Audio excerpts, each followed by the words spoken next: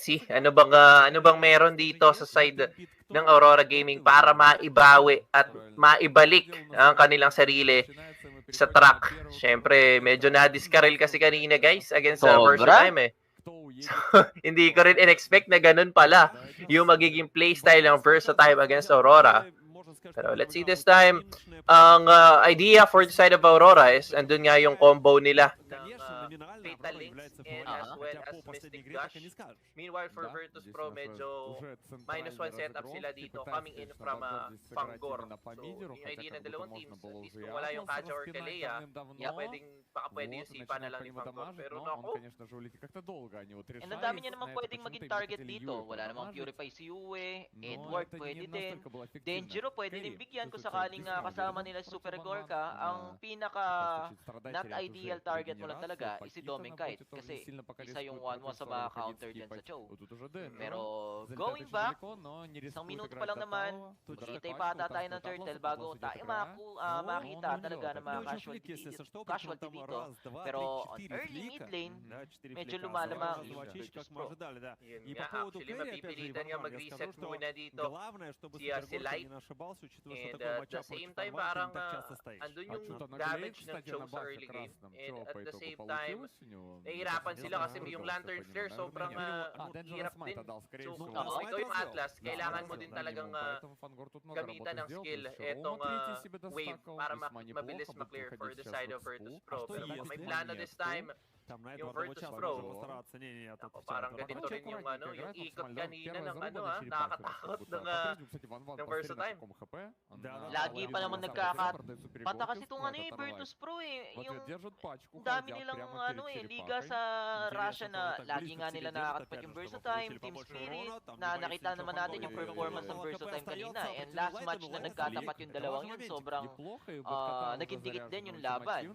Pero Turtle is up, wala pang Fatal Link si Light, Denjiro yung mauuna, na shifting skies nga lang, sa likod manggagaling si Edward, hinahabol nila dito si Bober, pero yung Mystic Gush, tatama doon kay Marl, makukuha nga lang yung Turtle, first blood, makukuha naman ni Edward, pero hindi pa tatapusin. D-fight na sa Razor Rat, doon kay Marl, bagsak nga lang si Light, so a kill plus Turtle. Naku, plus Turtle para sa side ng Virtus Pro, of course, secures that one. Kamuntikan pa nga, ang ganda sakto rin yung dalaw ni Super Gorka. Good thing may mga flickers na available sa side ng Aurora. So, isa lang yung namatay sa kanila. At hindi rin ganun kalaki yung nawala sa side nila. Kasi syempre, Rover lang naman yung napatay inside ng Aurora Gaming. Pero looking at the map, balik na lang din sa kanya-kanyang linya yung dalawang teams natin. Pero I think parang first the side of Virtus Pro, sobrang ganda ng pwede nilang gawin. May sipa actually sa gitna. Tapos nandun din yung Crimson Beacon. Ang problema, ang kukunat din kasi ng players ng Aurora Gaming. So walang mamamatay sa kanila. Meanwhile, Mystic Gush onto Bober. Hindi rin enough yung damage. So buhay pa rin yung side ng Virtus Pro. Wala rin kasi flicker dun si Light, so hindi siya makapag-set up ng Fatal Link. Sakto-sakto sana yung Mystic Gush ni Yue, kaso at the same time, wala ding Purify si Bober. Pero at least, wala namang namatay sa side ng Aurora. Ganoon yun naman sa Virtus Pro, so possibly, maghintay na naman tayo ng panibagong Turtle bago tayo makakita ng casualty ulit. Pero Corrosion Sight yung una magiging item ni Doming. Yep, Corrosion Sight it is for Doming. Meanwhile, for Super Gorka naman, medyo behind siya actually in terms of, hindi, kumuha lang pala siya ng dito, ng pang-armor kumbaga against Doming. Pero in terms of gold, lamang pa rin naman siya ng 200 lang naman. So, that secured ang Corrosion Sight kay Super Gorka and Radiant Armor na rin actually, smart. Dito rin pala lalamang yung 1-1 or si Doming. Mas mabilis nga palang umikot tong 1-1 compare sa carry kasi basic attack lang, gamitin mo lang yung Tiger Face mo, mas mauuna ka. Pero ito mukhang additional team fight, may Fatal Link, dalawa yung makukuha dito ni Light, may Crimson Beacon dun sa kabila. Pero makukuha na ni Doming yung kill, sinundan pa ni Edward, bagsak na yung jungler dito ng Virtus Pro, dalawa yung bagsak sa VP and mukhang free turtle para sa Aurora. Pero na lang kung papalag pa dito yung Virtus Pro. Again, 5v3 yung team fight na to. Tinatapangan pa naman nila Super Gorka, pero Denjiro isi-secure na yung turtle. Secure yan para side ng Aurora. Actually, parang parang alanganin yung Aurora dun sa sitwasyon na yun. Kasi okay na wala na yung retribution holder for Virtus Pro, pero ginamit pa rin talaga ni Yue yung Mystic Gush para lang din maitaboy yung mga miyembro ng Virtus. Pero this time, pwede bang sumipa? Ako, hindi pa available si Ivana dito. Actually, hindi pa pala, pero nako, si Denjiro ngayon delikado guys ha. Medyo malalim yan. Ang ganda ng free dito ni Super Gorka. Hindi pa rin enough yung damage, so more will be the one to fall down. Ito na yung alley play coming in from the side of Virtus. Sabay crossbow down, magagamit na rin actually ni Domenkite. So for actually 3 for 1. Ang palitan, si Bodcut naman with Bober will take out Domeng. Sunong pasan yung mid ng Virtus Pro. Good thing na lang para sa Aurora. Lamang sila dun sa palitan ng kills. At the same time, nakahanap si Edward ng time para basagin nga yung gitna. Now, open na yung jungler dito ng Virtus Pro. Mas madali na para kay Edward. Ganun din kay Denjiro. Na kumanap ng mga small invades. At the same time, kuha na ng information kung nasaan nga ba yung mga miyembro dito ng Virtus Pro. And yun lang din talaga yung hinihintay natin sa Aurora guys. As long makalipad si Domeng. Ngayong time na naghahanap pa ng item yung Virtus Pro, wala pang pambili ng mga Winter Crown or Windshot. Ito yung time talaga ni Domeng para kumuha ng mga ganitong resources. Definitely. And actually, yun lang din naman yung kailangan nila. And having Atlas sa side ng Aurora, parang mas madali nilang magagawa yung ma-proc agad yung crossbow of tank. So this time, early lead para sa side ng Aurora Gaming. I think mas may pagpapatuloy pa nila to if makukuha nila ito nga next turtle natin. Pero we'll see about that kasi on the way na rin naman ang tropa ng Virtus Pro para ang gawin or kuhain din itong turtle. Kompleto ang resources ng parehong teams, spells and ultimates. Bober naghahanap ng pwedeng mabuhat. Denjiro, iikot lang din naman. Mapipigilan, pero si Marlion gusto nila maging target dito. Shifting Skies, isang nga lang yung makukuha. Fatal Link, tatlo yung nabuhat! Una Mystic Gush, pressure rat, bawi dito ng Virtus Pro, pero kinuha na ni Marlion Turtle. Masisecure yan ng VP. Patay din si Light, pero may bawi naman as Badcut will go down. Pero in that trade lamang yung Virtus Pro dahil may kasamang Turtle yun, Oblivion. Yun na nga, Turtle pa rin ang pangunahing target ni Marl. Kahit nagkakagulo na sa paligid niya, nag-focus lang talaga siya dun sa Turtle. Hindi niya pinabayaan, hindi rin siya umalis dun sa mismong Turtle pit. And with that, they secures yung Turtle natin, but still, lead is on the side of Aurora Gaming. So, goods pa rin naman ang pwestuhan for Aurora Gaming. It's just that parang kailangan natin makita na gumana yung combos for the side of Aurora Gaming as soon as possible. Kasi kung makapag-farm up itong si Super Gorka, parang problema din sa side ng Aurora eh. Yup. And yun lang din naman yung ayaw natin. Carry is carry pa rin. Kahit sabihin mo meron kang Atlas, Baksha, yung mga makukunat na frontline, once na ma-hold ka or mabigyan ng time na maka-preheat dito yung carry, manlalambot ka talaga. Pero Light, bibigyan niya dito si Fangor. Kahit isa lang yan, as long -1 and a Mystic Gush, may crossbow, tang! Tang! Para kay dun kay 1-1 and Domenkite with a kill. Bagsak yung dalawa and good call kay Light na hindi sila nag-hesitate na bigyan doon si Fangor. Yun nga, kumbaga hindi naman kailangan palaging 5 yung bibigyan dito ng Aurora Gaming. Kahit yung pa isa-isa lang para madagdagan din yung kalamangan, effective na para sa side ng Aurora Gaming. Knowing na for Virtus Pro, most of the time nagre-react din sila if ever may isa silang pwedeng kuhain or isang delikado sa side nila. Pero this time around, perfect match ulit. Walang available na Fatal Link. So parang pwede yata mag-engage. Ang ganda ng pwesto ni Fangor, pero sino nga ba sisipain? Maiipit yata ang tropahan ng Aurora, pero Fangor will fall down. Buhay pa rin si Wise. Pasok naman this time with the Shifting Skies. Nako, dinikit sa kakampi. Babagsak si Denjiro. Light will fall down as well. Nako, Edward, kailangan niyan tumakbo. But the damage not gonna be enough. Still, they will be alive. Papasok ba? Nako, yung flicker ni Edward hindi tumama. Pero Marl! Dali pa, crossbow of Dang. Makakakuha ng isa. Still, that is gonna be a win para sa side ng Virtus Pro. Mas nakarami kasi sila dun. Medyo overextension nata para side ng Aurora. And speaking of overextension, Domenkite is down. Fangor with the flicker and Way of the Dragon. Kontrolado dun yung 1-1 and mukhang pwede pang maging advantage to ng Virtus Pro on this Lord. Wala pa naman si Marl, pero sisimulan na to ng Virtus Pro. Matik yan. 4 ngayon na nakapwesto dito. Pero on the way na rin actually si Morla. Sakto lang din yung Trinity item ni Super Egorka.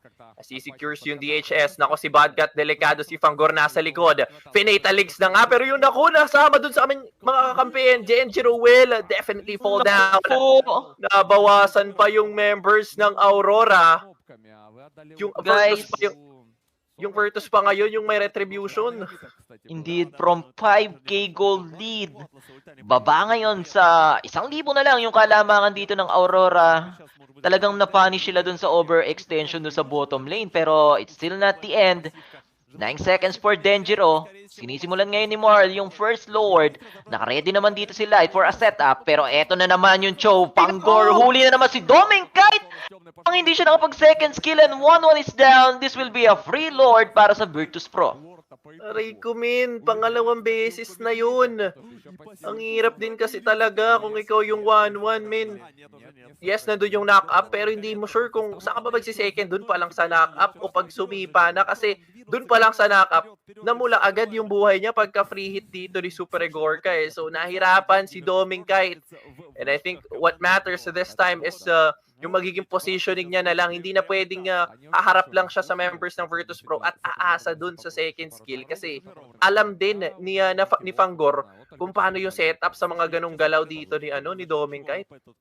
Indeed. 11 minutes onto our game. Paano nga ba yung mga pwestuhan na dapat kay Doming Kite? Kasi siya talaga yung nagiging target eh. Sabihin natin meron siyang Flower of Needles dito, negate ng crowd control. Once kasi nawala yon, ang dami pwedeng maging follow-up. Andiyan si Badcot, yung taunt ni Marl, Crimson Beacon ni Bober. So, siguro, konting ingat kay Doming na huwag masyadong mag-rely dun sa Flower of Needles. Fix yung positioning kasi siya yung nagiging primary target, and once nawala na si Doming Kite, sobrang baba na ng magiging damage prowess ng Aurora. Yun nga, kumbaga, kung wala si Doming, aasa na lang din sila kay Yue and Edward, and hindi rin naman ito yung mga heroes. Nako, ito na naman, kababanggit pala, pero sakto naman yung Flower of Needle. Shifting Skies, kaso 5 yung nakaharap niya doon. Aray ko po, medyo masakit na naman yun para sa side ng Aurora Gaming. Talagang si Doming napupuruhan. I think from 4-1-5 ata to kanina. Simula nung bago siya mapitas doon sa bottom lane. Nakatatlo na eh. 3 sunod-sunod na death, mga sir. Yung nabibigay ngayon kay Doming Kite, and hindi makalabas ng mapa yung ibang miyembro ng Aurora kasi nga kulang sila. 1 minute on to our Lord. And now, Virtus Pro na yung may hawak ng gold lead. From almost 5k gold lead na hawak kanina ng Aurora. Ganun lang. Piniso-piso lang kumbaga ng Virtus Pro.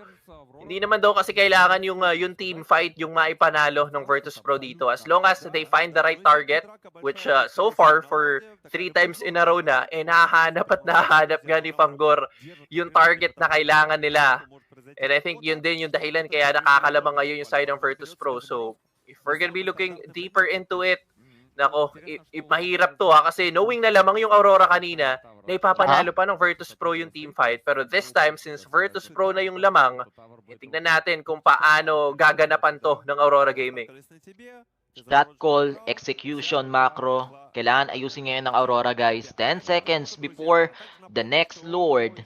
I still think na malaki yung chance dito ng Aurora. They have the resources para baliktarin tong game na to. Again, yung Fatal Link, Mystic Gush, in terms of setup, counterplay, mas maganda yung drop dito ng Aurora kung ako ang tatanong eh. Pero, wait lang, onto the top lane, mukhang nag-iisa si Edward, hinahabol siya ngayon ng 3, Crimson Beacon ginamit na, kailangan nila gumawa ng laro or play dun sa baba. Si Fangor yung magiging trade if ever, pero nakapag-Winter Crown, nababay time pa ni Fangor, finally makukuha siya ni Doming, pero nandito na yung mga members ng Virtus Pro.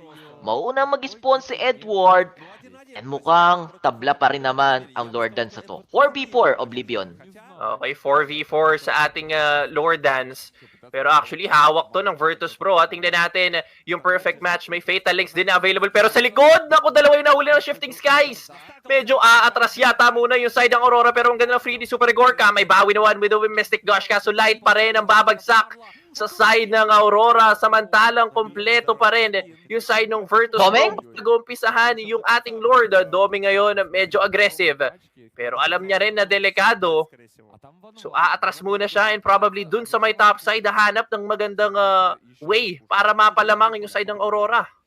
Fortunately, dun sa team fight na yon nabigyan si Light, pero halos maubos kasi yung buhay dito ng Virtus Pro eh. And medyo natatakot din sila kasi hindi pa kinakasan ni Domeng yung crossbow up tank niya kanina. So kung sakali nga lang talaga na medyo malaki-laki yung buhay ng Virtus Pro, pwedeng hawakan yung Lord. Buti na lang on point din yung naging Mystic Gush. Now, another 5v5 yung pwede nating makita. Sa taas, manggagaling si Edward. Kailangan nila bigyan ng pressure yung Virtus Pro dun sa side lanes. Yun yung pwedeng isang team na pwedeng i-take advantage dito ng Aurora. Lalo na't ang hawak ng lead talaga Virtus Pro ngayon. Yup, pero actually yung parehong explainers natin nag-aabangan lang dun sa may top side. Kanina pa patipi-tipi si Edward doon at parang hinihintay niya lang kung sino yung lalabas at pwede niyang ma-burst. Pero this time around, siya yung unang nagpakita. I-clear naman yun ni Bodcut, pero on towards this turtle area, parehong teamsmen nagkakapaan lang din kung paano nga ba yung pwestuhan. Nagpagulong na si Denjiro, pumasok si Fangor, pero sino nga bang babanggain? Yung Lord na yung binanggat, mukhang bigay na to para sa side ng Virtus Pro, pero lalaban yata sila men. Light? Balik si Light. This time around, makakakuha pa ba sila ng kill? Available yung flicker for Fangor to do a setup. Mukhang hindi na rin magagawa iyon kasi Aurora backs off onto safety. So, hihintay na lang nila probably yung ating Lord. A Lord in trade dun sa buhay nila I think it's totally worth it para sa Aurora. And good play na din kay Light kahit nabigyan siya doon. Nakita natin kung paano nyo zinone si Marl. Talagang yung presence lang ni Light Alam din ni Marl na hindi siya pwede lumapit kasi pwede siya i-fatal link ni Light. So it's either mawala si Light dun sa eksena na yon, pero fortunately natakot dun si Marl. Now Lord marching on to the top lane. Buhay na naman si Light. Question is, protektahan ba to ng Aurora? Medyo malayo yung mga miyembro nila dito. Papunta pa lang yung 4 sa taas. Sa baba naman si Edward. So, 2 lane yung gustong basagin dito ng Aurora. Ganun nga yung plano nila. Si Bodcut naman ang dedepensa sa baba. Meanwhile, 4 of the members of Aurora Gaming is leaning towards dun sa may top side. Pero I think parang mid na lang siguro muna para lang din pantay-pantay na basag yung mga inner turrets dito. Nandito yung perfect match ngayon. Sino nga ba magiging target? Fangor, pwedeng actually bigyan yung Mystic Gush na gamit. Pero I think mababasag naman or mapapatay rather etong Lord agad-agad ng Virtus Pro pagkabangga dun sa may top side. So yes, babagsak yung Torre, pero madedepensahan pa rin ang Virtus Pro. Fortunately for Virtus Pro, next Lord natin guys sa taas, mag-i-spawn. So in terms of minion wave, hindi naman ganun kadeahado yung Virtus Pro. Talagang protektahan nila yung bottom lane nila. Alam nila na nandun si Edward, kaya laging nakabantay doon si Bodcut. 1 minute onto our next Lord. Pantay yung gold lead. Talagang sobrang pumantay pa yung laban natin dito guys. Now it's 50-50. Parehong may magandang drop yung dalawang team natin. Paunahan na lang talaga. Execution or shot calls kung sino man yung magwagi dyan. Pero both god laners, Super Gorka and Domeng, kailangan nila mag-ingat. Ganun din naman sa mga mid laner natin, Yue and Bober. And actually, Oblivion, nagulat ako dito kay Yue. Wala siyang purify dito, talagang flicker lang, tinatapangan lang ni Yue, pero hindi siya naabot pa ni Fangor. Yun nga so far wala pang sipa dito na nagagawa si Fangor onto Yue. Siguro hindi rin naman kasi talaga siya tina-target ni Fangor. Kumbaga naka-tunnel vision si Fangor. Pag nakita niya si Dominkite, parang doon na lang siya naka-focus talaga for the rest of the game. So, ngayon tingnan natin, parehong teams nakaabang dito sa long lane. Importante lang din naman kasi to, pero parang delikado yata to sa side ng Virtus Pro. Kasi ang ganda nung pwesto ng Aurora Alam nila Indeed. Nakatago dito si Domeng and Light. Susugod lang nga si Fangor, pero medyo makunat yung pinupunteriya niya kanina. That's Denjiro. Yung back siya na meron na ngayong immortality. Bottom lane, tamang trabaho pa rin si Edward. Alam niya na hindi siya kailangan ng teammate niya as long na napipilitan si Badcot na rumispondi doon sa baba. Okay na kay Edward yon. Pero mauunang rumespo dito yung Pakito. Nakredy naman si Delight. If ever, si Marl yung gusto niya talagang targetin. Gusto niyang palayuin dito sa Lord. And Fatal Link and Mystic Gush. Pag-gore is down mga tropa. Papasok si Badcot. Wala pa naman Shifting Skies na binabato. Pero Winter Crown magagamit na nga lang. Embrace of Rat. Dangero. Immortality was pop. Lamang na yung Aurora in terms of number. And maghahabol ngayon si Domeng. Merong crossbow of Tang pero another Winter of Ground. Dalawa na lang yung matitirang didepensa sa Virtus Pro and merong minion wave dun sa baba. Naku, parang kaya atang rektahin ng Aurora to. 30 seconds para sa dalawang members. Meanwhile, Fangor 20 seconds pa. Ngayon ano magiging plano pag namatay si Super Rigorka? Probably this is it. Nila pag yung Mystic Gush, makaka-Winter Crown pa ba? The answer is no at parang pwede na sa top guys. Pasok si Danger ulit. Edward na ako pag sasapak-sapakin na lang dito si Bober. Mamamatay ba si Edward? May immortality na available pero this is gonna be it. Aurora finally after 20 minutes secures